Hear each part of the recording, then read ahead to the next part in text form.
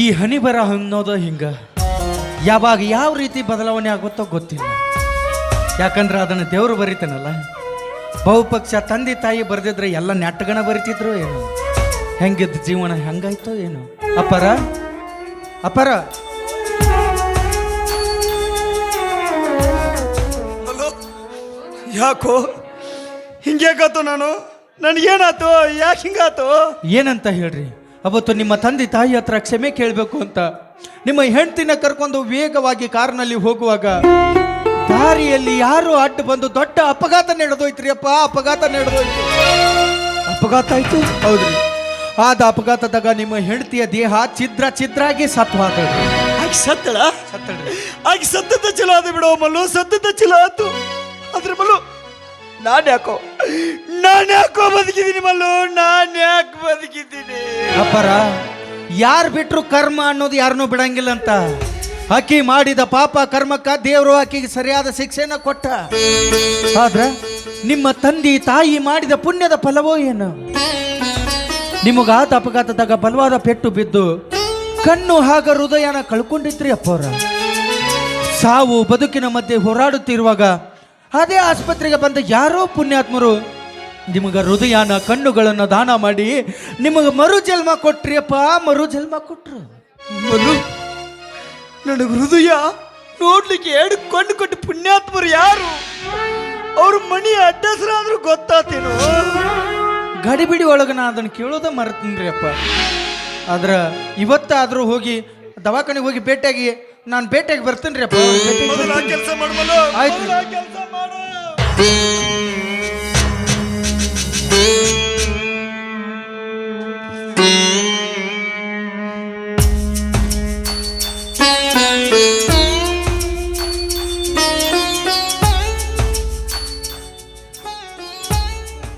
ನಾನು ಇಲ್ಲಿಗೆ ಯಾಕೆ ಬಂದೆ?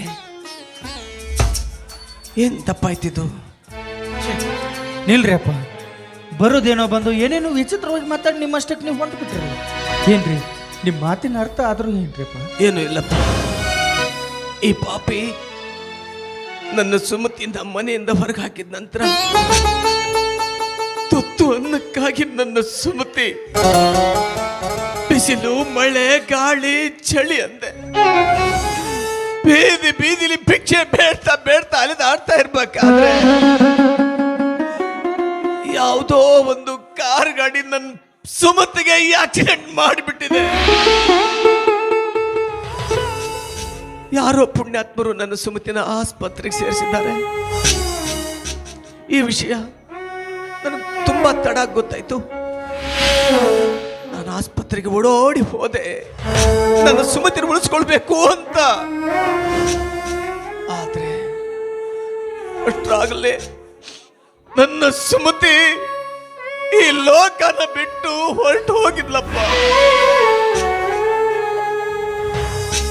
ಆಸ್ಪತ್ರೆಯವರು ನನ್ನ ಸುಮತಿನ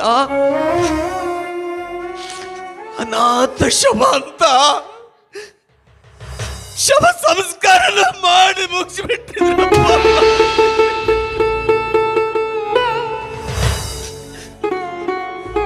ನನ್ನ ಸುಮತಿಯನ್ನು ಉಳಿಸ್ಕೊಳ್ಳೋದಿರ್ಲಿ, ನನ್ನ ಸುಮತಿಯ ಮುಖನೂ ಸಹಿತ ನೋಡ್ಲಾಕಾಗ್ಲಿಲ್ಲ ನನಗೆ. ಆದ್ರೆ ನನ್ನ ಸುಮತಿ ಸಾಯೋ ಮುನ್ನ ತನ್ನ ಕಣ್ಣುಗಳನ್ನ ತನ್ನ ಹೃದಯವನ್ನ ದಾನ ಕೊಟ್ಟು ಸತ್ತಿದ್ದಾಳೆ ಅಂತ ಗೊತ್ತಾಯ್ತು. ಆಗ ನನ್ನ ಮನದಲ್ಲಿ ಮತ್ತೊಂದು ಆಸೆ ಚಿಗುರ್ತು. ನಾನು ಮತ್ತೆ ನನ್ನ ಸುಮತಿಯ ಕಣ್ಣುಗಳನ್ನ ನೋಡ್ಬೇಕು ಅಂತ ಆಸ್ಪತ್ರೆ ಎಲ್ಲ ಸಿಬ್ಬಂದಿಗೆ ಕೈ ಮುಗಿದು ಬೇಡ್ಕೊಂಡೆ, ದಯವಿಟ್ಟು ಆ ವಿಳಾಸ ಕೊಡ್ರಿ ಅಂತ. ಅವರು ಏನೇನೋ ರೂಲ್ಸು ರೆಗ್ಯುಲೇಷನ್ಸು ಹೇಳಿ ಕೊಡ್ಲೇ ಇಲ್ಲ. ಆದ್ರೆ ನಾನ್ ಬಿಡ್ಲಿಲ್ಲ, ನನ್ನ ಮಿಲಿಟರಿ ಬುದ್ಧಿ ಉಪಯೋಗಿಸಿದೆ. ಆಸ್ಪತ್ರೆ ರಿಜಿಸ್ಟರ್ಲಿ ಬರೆದಿಟ್ಟ ಕೋಡ್ ವರ್ಡನ್ನ ಡಿಕೋಡ್ ಮಾಡಿದೆ. ಆವಾಗ ನನಗೆ ಸಿಕ್ಕಿರೋದು ಬರೀ ಇಷ್ಟೇ, ಮನೆ ನಂಬರ್ 193/4 ಮೇನ್ ರಸ್ತೆ ಅಂತ. ಅದನ್ನ ಹುಡುಕ್ತಾ ಬಂದ್ರೆ ಇದು ನನ್ನ ಮನೆ, ಇದು ಇದು ಹೇಗೆ ಸಾಧ್ಯ? ಏನೋ ತಪ್ಪಾಗಿದೆ, ಏನೋ ತಪ್ಪಾಗಿದೆ. ನಿಲ್ರಿ ಅಪ್ಪ, ನಿಲ್ರಿ. ಅವರು ಕೊಟ್ಟ ವಿಳಾಸ, ನೀವು ಬಂದ ವಿಳಾಸ ಎಲ್ಲನೂ ಸರಿ ಐತ್ರಿ ಅಪ್ಪ, ಸರಿ. ಏನ್ ಹೇಳ್ತಾ ಇದೀಯಪ್ಪ ನೀನು? ನಿಜನ ಹೇಳಕ್ತೇನ್ರಿ ಅಪ್ಪ, ನಿಜನ ಹೇಳಕ್. ಅಂದ್ರೆ ತಾಯಿಯವರು ದಾನ ಮಾಡಿದ ಬೇರೆ ಯಾರಿಗೂ ಅಲ್ರಿ ಅಪ್ಪ, ಈ ನಿಮ್ಮ ಕರುಳಿನ ಕುಡಿಗ್ರಿ ಅಪ್ಪ, ಕರುಳಿನ ಕುಡಿ.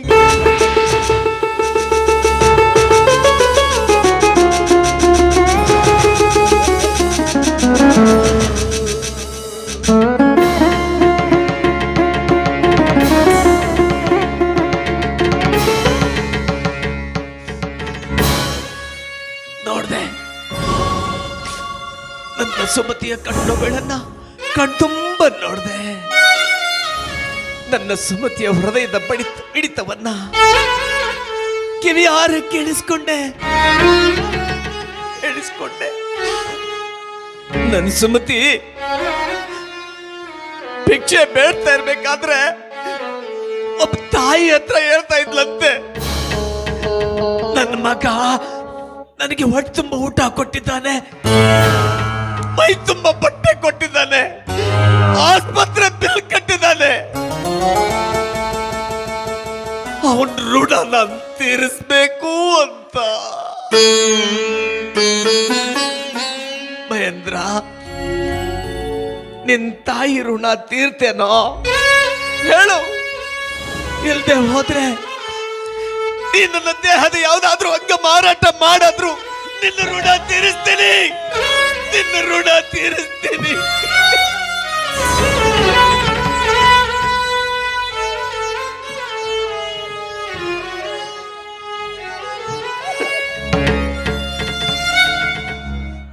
ಈಗತ್ರೇನಪ್ಪ ಪ್ರಯೋಜನ? ಸತ್ತ ಮೇಲೆ ಅತ್ತೆ ಕತ್ತಿ ಮುಂಡೆ ಅಂತೆ, ಈಗತ್ರೇನ್ ಪ್ರಯೋಜನ? ಎಲ್ಲ ಮಕ್ಕಳಿಗೂ ಕೈ ಮುಗಿದು ಬೇಡ್ಕೋತೀನಿ, ದಯವಿಟ್ಟು ನಿಮ್ ತಂದೆ ತಾಯಿಗಳನ್ನ ಜೀವದಿಂದಿರುವಾಗಲೇ ಪ್ರೀತಿಸ್ರಿ, ಗೌರವಿಸ್ರಿ, ಪೂಜಿಸ್ರಿ. ಅದನ್ನ ಬಿಟ್ಟು ಅವರು ಹೋದ್ಮೇಲೆ ಗೋಡೆಗೆ ಅವ್ರದೊಂದು ಫೋಟೋ ಹಾಕಿ, ದೊಡ್ಡದೊಂದು ಹೂವಿನ ಹಾರ ಹಾಕಿ, ಮೃಷ್ಟಾನ್ನ ಅಡಿಗೆ ಮಾಡಿ ಅಡಿ ಹಿಡಿದ್ರೆ ಅವ್ರು ಊಟ ಮಾಡೋದಿಲ್ಲ, ಊಟ ಮಾಡೋದಿಲ್ಲ. ವೃದ್ಧ ತಂದೆ ತಾಯಿಗಳು ಕೊನೆಗಾಲದಲ್ಲಿ ಬಯಸೋದು ಇಷ್ಟೇ, ಮಕ್ಕಳಿಂದ ಅವ್ರೇನನ್ನು ಬಯಸ್ತಾರೆ? ಎರಡು ಸಾಂತ್ವನದ ಮಾತುಗಳನ್ನ, ನಿಮ್ಮ ಪ್ರೀತಿಯನ್ನ, ನಿಮ್ಮ 5 ಬೆರಳುಗಳಿಂದ ಒಂದು ತುತ್ತು ಅನ್ನವನ್ನ. ದಯವಿಟ್ಟು ಇವತ್ತು ನೆರವೇರಿಸಿಕೊಡ್ರಪ್ಪ. ಸುಮತಿ, ಕೊನೆಗೂ ಸಾರ್ಥಕ ಬದುಕನ್ನೇ ಬದುಕಿ ನೀನ್ ಮಾತ್ರ ಹೊರಟೋದಿಯಲ್ಲೇ? ಮತ್ತೆ ನನ್ನ ಯಾಕೆಲ್ಲ ಒಂಟಿಯಾಗಿ ಬಿಟ್ಬಿಟ್ಟು ಹೊರಟೋದೆ ನೀನು? ಇಲ್ಲ ಸುಮತಿ, ನಿನ್ ಬಿಟ್ಟು ಬದುಕೋ ಶಕ್ತಿ ನನಗಿಲ್ಲ ಸುಮತಿ. ನಾನು ಬರ್ತೀನಿ ಸುಮತಿ, ನಾನು ಬರ್ತೀನಿ. ಕರಿತಾ ಇದೀಯ ನನ್ನ? ಕೈ ಮಾಡಿ ಕರಿತಾ ಇದೀಯ ನಿನ್ನ? ಬರ್ತೀನಿ ಸುಮತಿ. ಸುಮತಿ, ಸುಮತಿ, ಸುಮತಿ.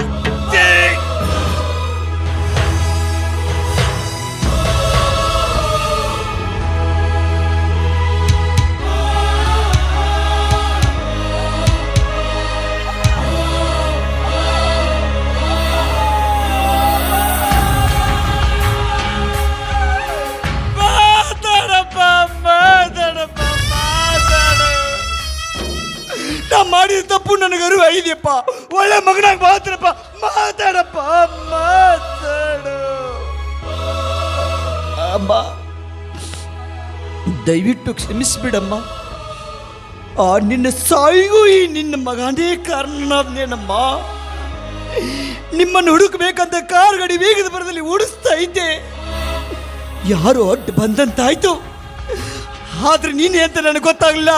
ಮುಂದೆ ಏನಾತದ್ದು ನನಗೆ ಗೊತ್ತಾಗ್ಲಿಲ್ಲವಾ, ಅಪ್ಪ. ನೀನು ಒಂದೇ ಒಂದು ಮಾತು ಮಾತ್ರ ನನಗೆ ಹೇಳಿದ ನೆನಪಿದೆ, ಮಗನೇ, ನಾನು ಸತ್ರು ಕೂಡ ನಿನ್ನ ಋಣಾನ ಇಟ್ಕೋದಿಲ್ಲ ಅಂತ. ನೀನು ಸತ್ತು ನಿನ್ನ ಜೀವನ ನನಗೆ ಕೊಟ್ಟು ನೋಡ್ಲಿಕ್ಕೆ ನಿನ್ನ 2 ಕಣ್ಣುಗಳನ್ನೇ ನನಗೆ ಕೊಟ್ಟು ನನ್ನ ಋಣಾನ ನೀನು ತೀರಿಸಿದೀಯಮ್ಮ, ತೀರಿಸಿದೀಯಾ. ಅದಕ್ಕಾಗಿ ಹೇಳ್ತಾರೆ, ದೇವರ ಹರಕೆಯನ್ನ ತೀರಿಸಬಹುದು, ಆದ್ರೆ ಈ ತಾಯಿಯ ಋಣನ ತೀರ್ಸಕ ಸಾಧ್ಯವಿಲ್ಲ ಅಂತ. ಅದಕ್ಕಾಗಿ ಕವಿಗಳು ಒಂದು ಮಾತು ಹೇಳಿದ್ದಾರೆ, ತಾಯಿಯ ಋಣ ಮಣ್ಣಿನ ಗುಣ, ತಾಯಿಯ ಋಣ ಮಣ್ಣಿನ ಗುಣ, ಯಾರ ಕೈಯಿಂದ ತೀರ್ಸಕ ಸಾಧ್ಯವಿಲ್ಲ, ಯಾವ ಮಕ್ಕಳಿಂದ ಕೈಯಲ್ಲೂ ಸಾಧ್ಯವಿಲ್ಲ ಅಂತ ಅಮ್ಮ. ಆದ್ರೆ ಅಮ್ಮ, ಇನ್ ಮುಂದೆ ಹೆತ್ತ ತಾಯಿಗೂ ಈ ಹೊತ್ತು ಭೂಮಿಗೂ ನಾನು ಚಿರಋಣಿ ಆಗಿರ್ತೀನಿ. ಆದ್ರೆ ಇಂಥ ಪಾಪಿ ಮಗನಿಗೆ ನೀನು ಜನ್ಮ ಕೊಡಬಾರ್ದಾಗಿತ್ತು, ನೀನು ಕೊಡ್ಲೇಬಾರ್ದಾಗಿತ್ತು. ಅಪಾರ ಆಗೋದು ಆಗೋಗೈತಿ, ಅದನ್ನೆಲ್ಲ ಮರ್ತ ಮುಂದಿನ ಜೀವನ ನೋಡ್ರಿ. ಈಗ ಜೋಡಿಸಿದ ಹೃದಯಕ್ಕೆ ಹಂಗೆ ಹೊಡ್ಕೊಂಡ್ರೆ ಏನಾದರೂ ಹೆಚ್ಚು ಕಡಿಮೆ ಆದ್ರೆ ಏನು ಮಾಡ್ತೀರಿ ಅಪಾರ?